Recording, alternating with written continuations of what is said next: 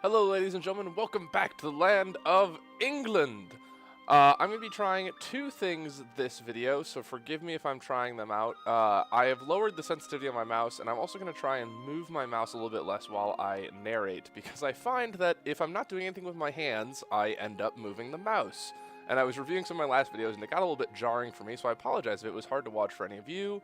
I shall endeavor to fix this. So, moving right along to the story at hand. We are England. We still have, if I remember correctly, Henry VI on the throne. He is 36 years old, the bastard. I've put him in an army because, if I recall correctly, simply being in an army raises the chance that he could die just a tiny bit each month. Obviously, it's already not that high to begin with. He's only 36. It's not like he's over 45. But point being, I'm trying to get Henry VI killed. So if an ally calls us into a war, we may send a token army down with him at its helm to try and just get him killed, because I'd actually much rather roll my dice with the Regency Council, which will inevitably just be better than 0-0-0. And then we will sit in Regency for about 4 years, 5 years, 4 years, something like that. And Edward will come to the throne as, I believe, Edward I, and he's a 5-3-1, which isn't spectacular, but compared to Henry, who is literally has no points in anything, I'm very excited about Edward. So, let's just pick up where we were. I'm going to turn on the, there we go, Austria's declared war on Bohemia. Fine, whatever, we don't care. Yeah, what are we doing with our diplomats? Our diplomats currently aren't doing anything. Is there anyone we should be improving relations with? Basically any one of our vassals. Let's send them up to Tyrone. Just because the game loves telling us to annex Tyrone first. And while I said that our plan requires annexing Scotland first to get up to these Norwegian islands. Ooh, rival of our rival. Really? Oh, it was done quickly. Austria adores us. Holy crap. So maybe they'll want an alliance, but again, we're already over our Diplo limit. I'm trying not to make any new alliances until we can kind of get that under control. Pret against Castile, they have 38 soldiers. What's our force limit? 32. I'm not willing to, spend that money. So I'm just gonna kind of wait and roll the dice. Is there anyone else? Become papal controller. That's gonna be really hard given that we have a modifier for papal influence of -3. Yeah, we tolerated the Lollards. I made the decision that made sense at the time. It probably wasn't the smartest choice, but whatever. I didn't want the Lollard revolt on top of war with Scotland, on top of the war with the Roses, which would probably have precipitated the Peasants' War. Right, we can build buildings. Holy crap. Yes. Can we build anything else beforehand? Because I don't like spending money on buildings if I need units. We're at our force limit on soldiers. We're above our force limit on ships. Great, we can build armories.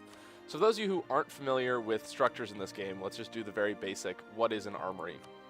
You can tell based on its description, whoops, sorry screen, it increases manpower by +25 per province, and it lowers the recruitment time of soldiers, or not soldiers, but land units, by 5% in any province in which it's built.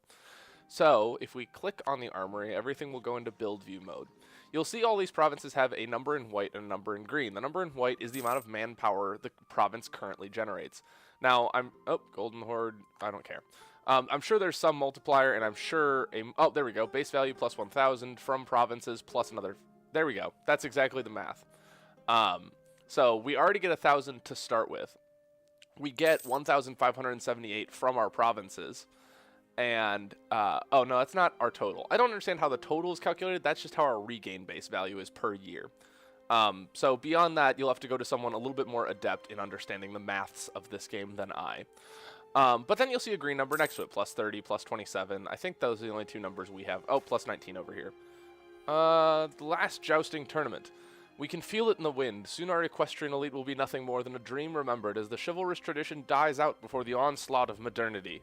The world is changing, but for now, for one last time, let the knights of England ride. Forward to glory! We get the last jousting tournament, 10% morale, 1 army tradition, and half a prestige per year. We do lose 30 admin power and 54 ducats, which is roughly slightly more than the price of an armory, actually. Or just say no, just absolutely not. We're not wasting money on that, and lose 5 prestige. don't have a problem with this event. It is a little bit pricey, but we're making a lot of money, and it's not like we're using our money on anything else anyway. So I'm going to go ahead and say, yes, forward to glory. Let's have a jousting tournament. And our admin points aren't really being used for anything anyway, and once Edward comes to the throne, we're going to be swimming in them. Because with an advisor plus him, we're going to be having, I think it'll be 9, 10 per month, so we'll have enough. But yes, so back to armories. So you typically want to build these in provinces that already have a... Ugh, Jesus. We won't forget this. We get a diplomatic insult on Tyrone, our vassal, or we try to ease the tensions. Oh, we get free plus 60 with all of our neighbors with the exception of Munster? Sure, I'll take a free plus 60 with all of my vassals. Excellent, which makes our jobs of our diplomats much, much easier. But the basic summary is you want to try and build these buildings in provinces that have a high amount and will give a high return. So 30 is a high return on an armory, and that basically all that means is there's no culture problem, there's no, oh, France getting uppity. That's fine, we just probably need to embargo them. There's no autonomy problems, there's no culture conversion problems. So I'm just going to go ahead and build these in London. I believe this is, what is this? Gloucestershire. Where's the another? So there's some 99s. We're going to go for the 99s. Basically, I'm just oh, there's a 132. I'm just cherry picking the highest numbers to add, to which to add. To which to add. I don't know. Grammar's hard. And, you know, then I have 3 left. I have some excess money. Sure, we'll go with a couple of these just because then I have some continuity as to where they're being built. And yeah, then we'll just kind of sit back and relax. Now, we do need to deal with this issue of France embargoing us. There's 2 ways we can deal with it. We can either declare a war on France for trade superiority, where we would have to win a large number of battles. I don't want to do that because it requires committing land forces to France, and France just simply has a massive military. Let's look in the ledger real quick. I've talked a little bit about base tax in my Prussia campaign so far. France. They have 43,000 men and 36,000 manpower, meaning even if we magically destroyed their army with our smaller force, they could rebuild an army larger than ours. And part of the reason for that is because they have high base tax provinces. Your military size is determined partially by your base tax, because I believe that determines your population, etc., etc. Like, their capital is base tax 15. Ours is 12. So, you know, and it only gets worse from there. They have 7, 5, 4, 6, 6. So, you know, it's not good. France just declared war on Liège. But the other way to deal with it is to make that casus belli go away. You issue an embargo, which is probably my preferred option because it also gives you power projection. Oh, right, we're going to have 0 for a long time because my tactic of surrendering our provinces to them results in a massive loss of power projection. So despite the fact that we have all these positive modifiers, we do have one massive -49 modifier. Simply because, you know, it doesn't look good for our power projection that our biggest rival just took all of our land. Which is fair. That's a fair assessment of what happened there. All right, armories are finishing up. Our money is still coming in nice and steadily. Is there anything else I should be doing? I'm trying to think if there's like a to-do list. Accumulate money. That's a great mission. Easy mission. We're not doing anything. We're not paying for upkeep. We're just patrolling the seas. We're taking in money on trade. How is our trade, by the way? We could probably play around with this a little bit more. Denmark is embargoing us. You bastards. Castile actually isn't embargoing us. You know what? I'm going to embargo Denmark because fuck them. Look at that. What do you think now, Denmark? Is it going to warn me? Yeah, it's going to warn me that my trade efficiency is reduced by trade. Oh, I forgot about that new mechanic. That's silly. Right. So what that tooltip is telling me is that there is a mechanic now where it tries to encourage you to only embargo your rivals, whereby you build power projection, and it kind of keeps the world economy going in a certain medieval sense. And... oh, hello. A new champion of the joust. During a recent jousting tournament, an unheralded commoner surprised all in attendance by besting everyone who faced him until he was declared the champion. Now we face the awkward decision of what to do with him. The man must lead our armies. We would gain a general with 100 tradition, but we would lose 25 prestige and legitimacy, or we would tighten the rules to make sure this doesn't happen again and gain 25 legitimacy. We're capped out on legitimacy. we do have a lot of prestige, so we could afford to take the hit. I'm tempted to say that this man must lead our armies, even though we don't have any need for another general. I don't want to spend the 50 points to hire one. We can sustain one. And if I plan on getting Henry VI killed anyway, we're going to need one. Even though we're not really doing much at the moment, we will be very soon. So let's go ahead and take this and see what our general was. Holy crap. I kind of wish these points were somewhere else, but 5 maneuver, it just means that this is going to be our Speedy Gonzalez army. 3 shock is nothing to sniff at. Henry is better in that regard, but in terms of sheer number of pips, that also will help us in terms of when we get bad terrain or forcing enemies into good terrain. So if we were ever in a defensive situation where we desperately needed, you know, if we're defending in, say, the Highlands. Ooh, idea. Yes, all right, we get our colonists. Colonial Ventures enables us to send more colonists to uncharted lands. This isn't the one I'm excited about yet. The one I'm excited about is going to be coming up in Quest for the New World, because then we'll actually be able to start, you know, doing things again. Oh, crap, Liège is getting the yeah, well, you can't take 2 territories off of Burgundy and expect no one to react. I'm really sorry to tell you this. Holy crap, France is blobbing. Wow. So is Austria, though. In our defense, Austria is also blobbing. We didn't contribute all that much. Oh, wow. Pomerania just swallowed the Teutonic Order, well, somewhat whole, with the exception of, I think, 3 provinces. They swallowed it whole. And I'm sad to see Brandenburg didn't get Neumark. I just feel like that's a thing that Brandenburg should do, and I feel like the AI is foolish for never pursuing that. Pomerania is, however, currently coalitioned by one of the largest powers in Northern Europe, with the exception of Denmark and this whole mess of personal unions up here. The Hansa is something to be really scared of if you're a EU power, or EU, HRE power. Yes, if you're in the European Union, you should all be terrified of the Hanseatic League. Alright, what else are we doing here? I'm going to pull him out of Leinster because I don't feel the need to keep improving relations there. We're going to improve relations with Munster. You know, I'm just kind of, I apologize for the micro. We're just doing a little bit of housekeeping. Tyrone, get some bonus relations there. Basically, what we're doing is we're cranking up our vassals' relationships to 200, and then a little bit above that. I'm going to crank this up to speed 5 because we're not doing anything. I swear I'll crank it back down when we're doing more productive things. But basically, I'm just cranking them up to 190 and then a little bit above because I want a little bit of slush relations. Since as we annex vassals, we will lose opinion with our other vassals. Because these vassals see themselves as still autonomous nations.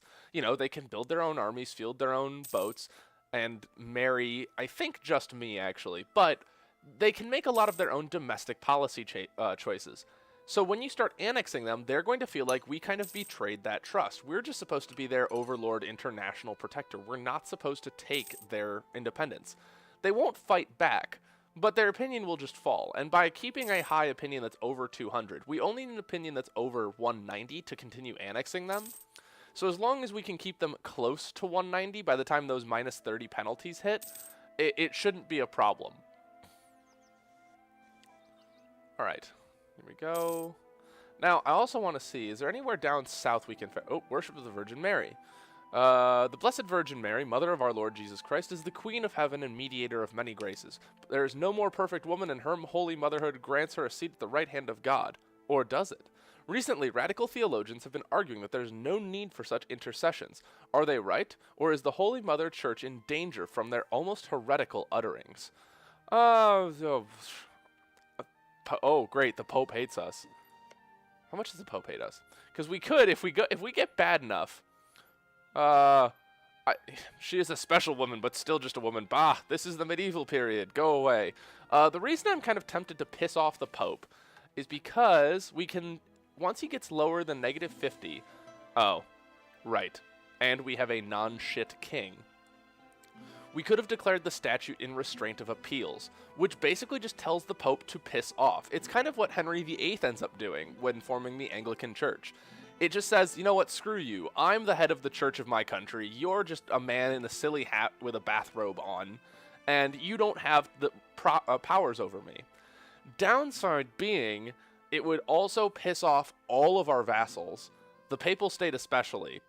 And the reason it pisses off our vassals is it pisses off every, I believe it goes every single Catholic state with a land border to you gets a -60 modifier, which is the reason why Munster wouldn't get mad, but everyone else would, is because if you notice here, if we move this, Ulster, Connaught, and Leinster all border Meath, which is technically our territory. Despite the fact that Munster borders them and is only one province away, they don't directly border us. So for whatever reason, they wouldn't get pissed off.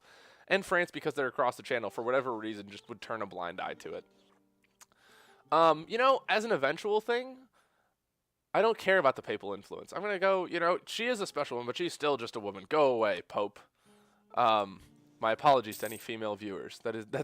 The views of the medieval English throne do not reflect the views of the commentator. Despite the fact that I clicked the...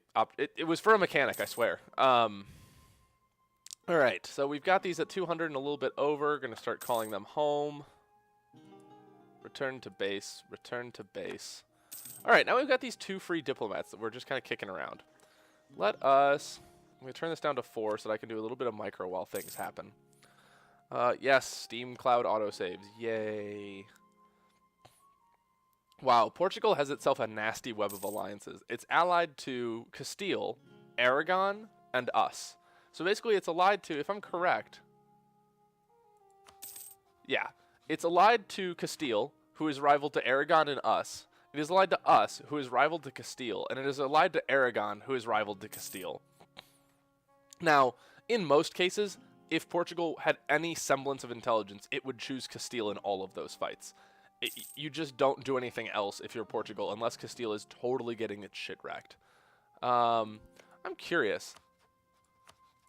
Is there any way we can fabricate a claim? Just because eventually we're going to try and want to expand south, and I don't want to pay for fleet basing rights from either Portugal or try and get them from a vassal. Alright, there's no way to do that. Oh, Tunis really hasn't grown. Ah, but the Mamluks have. They took Fezzan.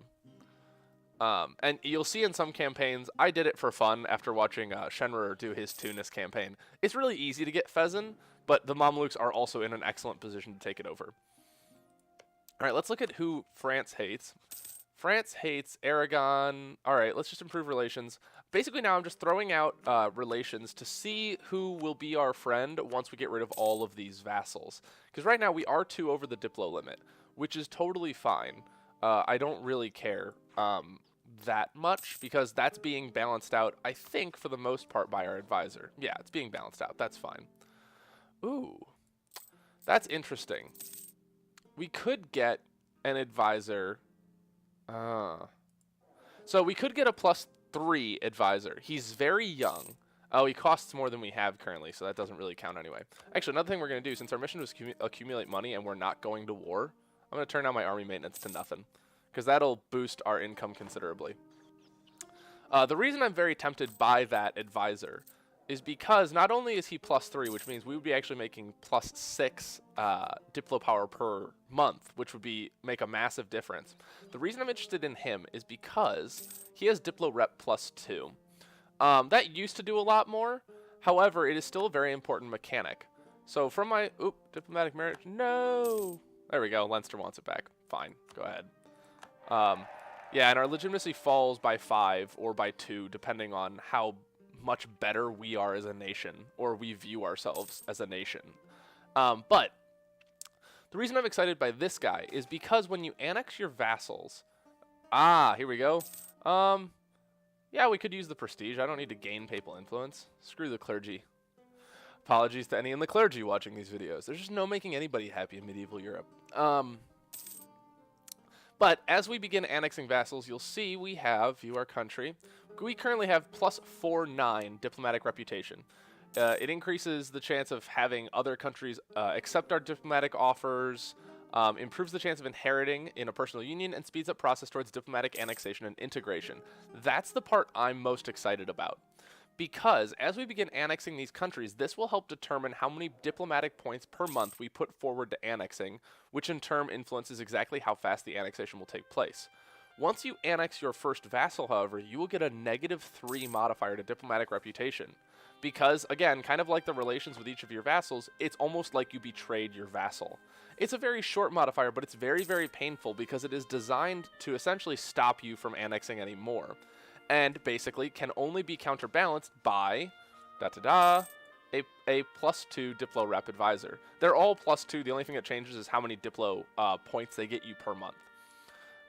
So essentially what that would do is it would help kind of counteract that. It wouldn't make it all go away, because I think we'd still be at -1.49, but it would only debuff rather than eliminate our ability to annex vassals, which is what I'm focused on. How much money do we have to get to? We have to get to 267. Okay, this is going to take a while. But again, we're not doing anything else, and I really apologize for that. We should have enough for another technology very soon, though. Yes, we should be able to update our infantry and get temples, which will actually very, very much help with what we're doing at the moment. So, an explanation of the people I'm currently improving relations with. I'm improving relations with Aragon just because it's kind of a... Oh, no! Sure, why not? Military engineers, how exciting. I'm also going to I'm going to dump this mission. It was a fine mission at the time when I thought it would be just a little bit, but no. And it'll just come back in a year, so we'll just have a year with no mission, which is fine. Reasons for why I'm improving relations with who I'm improving relations with.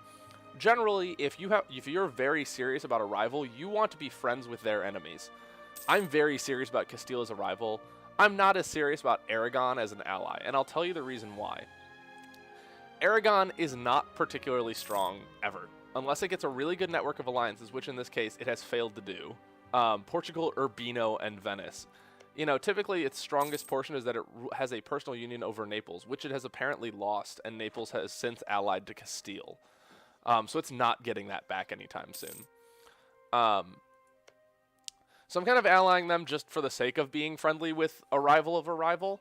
I obviously allied improved relations with Austria just because A, I had a mission, and B, they're a rival of a rival. They haven't had the Burgundian inheritance fire, so we don't compete for trade, so they're not interested in being our rival. Yep, see, and there's no point in improving relations with Aragon anymore, because Castile, they tell us about the event of the Iberian wedding, where among the possible options they went with, let us bind their dynasty to ours as their course of action. So what you'll now notice, personal union over Aragon. So it doesn't matter what Aragon thinks of me, Castile has just removed one of its rivals from the game. So now, basically, it just hates France and us, and it can begin repairing relations with its other half. A lot of people don't really remember that Spain, as we know it today, was not one kingdom. It was a series of minor duchies. I mean, most of these nations were a series of minor duchies, as you can still tell by the absolute clusterfuck that is the Holy Roman Empire. But Spain in particular was the joining of two separate thrones, Castile and Aragon. If I'm correct, what is the monarch of Castile? That's Enrique. Who's on the throne? Oh, right, I can't see that anymore because there's no one on the throne of Aragon, because the throne of, you know, frickin' Castile is the throne of Aragon. Muscovy is just super expansion-y. I'm actually surprised they haven't done more to Novgorod. I'm surprised they let them just kind of dig in there. But Novgorod has no allies, so they won't last very long.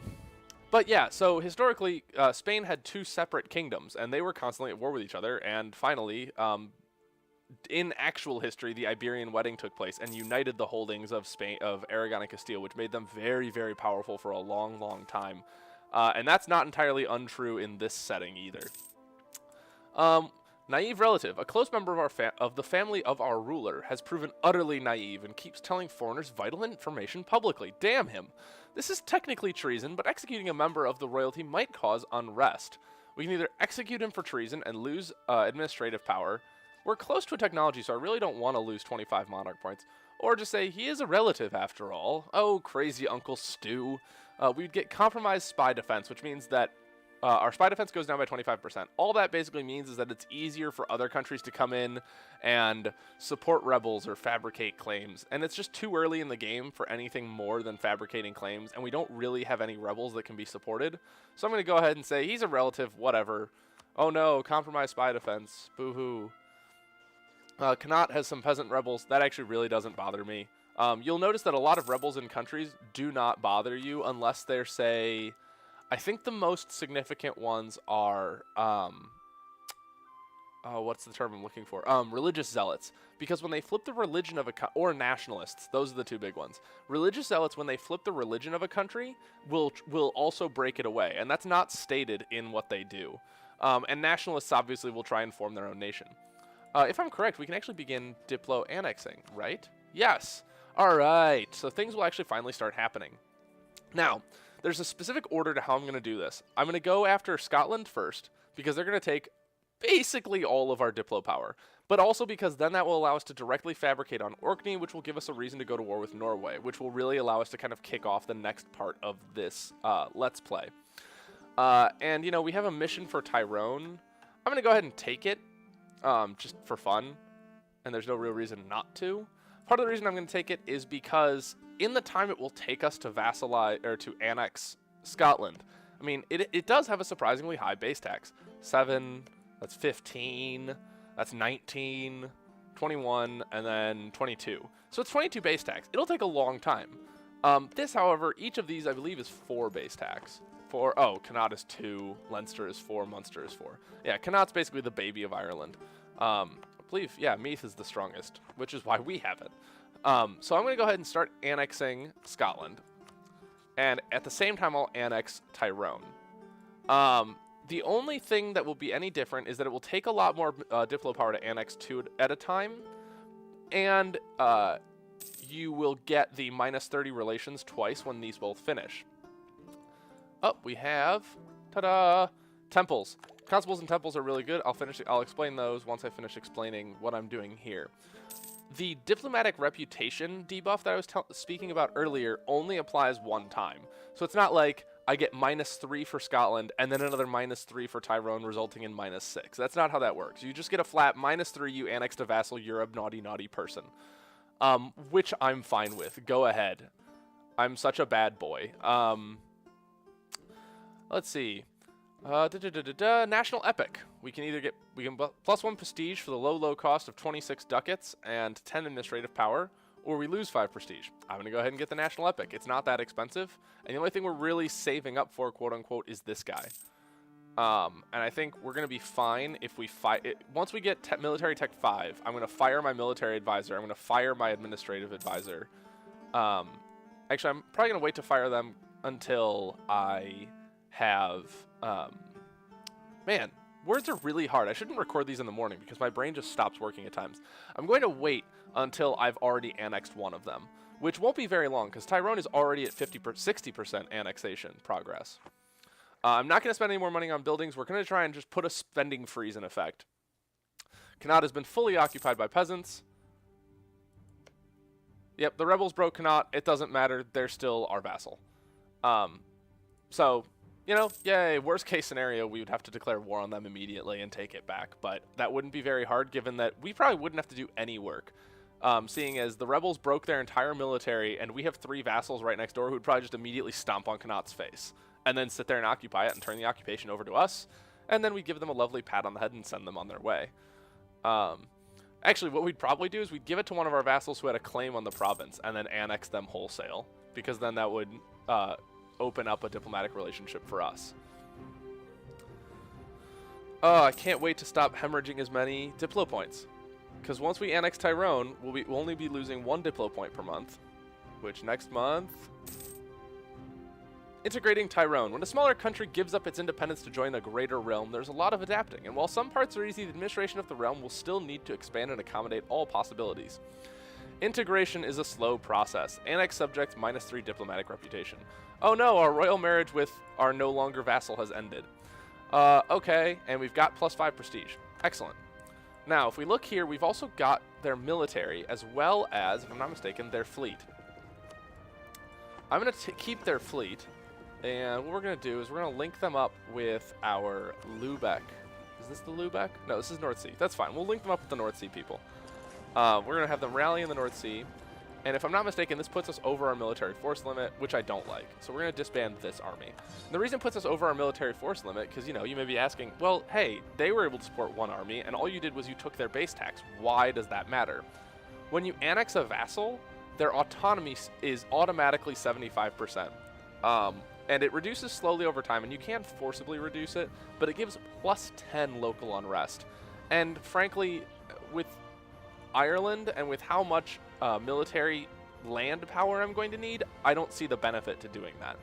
So I'm kind of content to just let them keep their own military, to just disband the military and rebuild them as the autonomy decreases automatically. But now you'll see that all of these guys are really thoroughly unhappy with us. So we're going to go ahead, and as soon as this guy comes back from Taiwan, we're going to improve relations with... We're going to go... Oh, and then we got another... Right, that was our mission. Duh. Is there one that's just annex Scotland? No, no one wants us to annex Scotland. Why? Scotland, it makes the most logical sense to annex. Damn it. Yeah, we're just going to send our diplomat to one of these guys. Actually, the fastest way to probably do this is just one of these maneuvers. Oh, yay, you're so pretty, you're so smart, you're so good. Here, have some money. Keep letting time tick down. And as soon as our... So you'll notice that progress has stopped. Oh, actually, it's very, very slow. I just noticed that it actually ticked a little bit. 0.5, which is going to take forever. Which is just not acceptable. So we're going to go ahead and set this guy to annex vassal as soon as we can. Yep, you're going to annex Leinster. Annexation is estimated to be done unknown due to 4 base tax. That's what I'm talking about. It costs 40 diplo power, but that's administered over a course of months. You can only administer as much as your diplomatic reputation will allow. So what we're going to do now is totally shake up the entirety. Thank you, gentlemen. You've served well. We need this guy. And because he's older, his price has decreased, but he costs still a lot per month. So you'll notice, even with no military maintenance, we're only making 0.6 per month. I'm fine with that trade-off. He'll only be here for a little while. There we go. And now we're making forward progress again. Now, this is one of those times when I kind of wish I had taken an idea group that would give me another diplomat. But again, we're only going to need them very, very temporarily. Back to the North Sea, I think. Actually, what we're going to do is we're going to split this fleet in half. And the smaller fleet will go to the North Sea because we have very, very little... actually, will this get us anything? Yeah, we're going to send the larger fleet to the North Sea. And I'm going to send this fleet to Lübeck. And the reason I'm going to do that is because the game will now do something very, very cool. It will automatically merge fleets that are patrolling in the same trade node. So notice here, this used to be a fleet of 20. I then sent 10 ships separately to patrol the same node. It merged the trade fleets automatically. I just think that's super, super cool and a very thoughtful mechanic. Some mechanics aren't so great. Some mechanics are great. I give Paradox a lot of props because this game is very complex, and to find new ways to make it easier, I just am a fan of. Military Tech 5. Yay, nothing super special about it. We do get a big morale boost. But we now get to choose men-at-arms, longbowmen, etc., etc. You know, I have no real commentary on any of these. I kind of like doing the longbow when I play England just because that's what we're known for. We're famous for the longbow, so I'm going to do that. And you'll notice that I didn't get the... normally when you update units, those of you familiar with the game will know that if it is the bulk of the military you update... Oh my god. Ugh. Oh, I don't care. Lose prestige. Or lose legitimacy. Again, I'm always a fan of losing legitimacy if it's a little bit and I'm not desperate because it will increase steadily over time. I'm not going to take accumulate money because that's definitely a trap. But when you update unit types, you will notice that the morale bar will drop to 0. And then it will slowly rebuild over time because basically you've just trained all the new men a new way of fighting, so they have to build their confidence again, so to speak. In this case, because I'm not funding the military, this yellow bar means they have no morale. So if I set the military funding to even medium, they would have no morale and then it would slowly build up again. So because I have no morale at the time I implemented the changes, they're not super stressed, which is fine. I think, though, this is an excellent time to put a cut in this video. We're going to continue next time annexing more of Scotland and Ireland. I look forward to seeing you guys again. Let's go ahead and put a pause right there. I look forward to seeing you guys next time. Thanks very much for tuning in. I will see you later. Have a great one. Bye.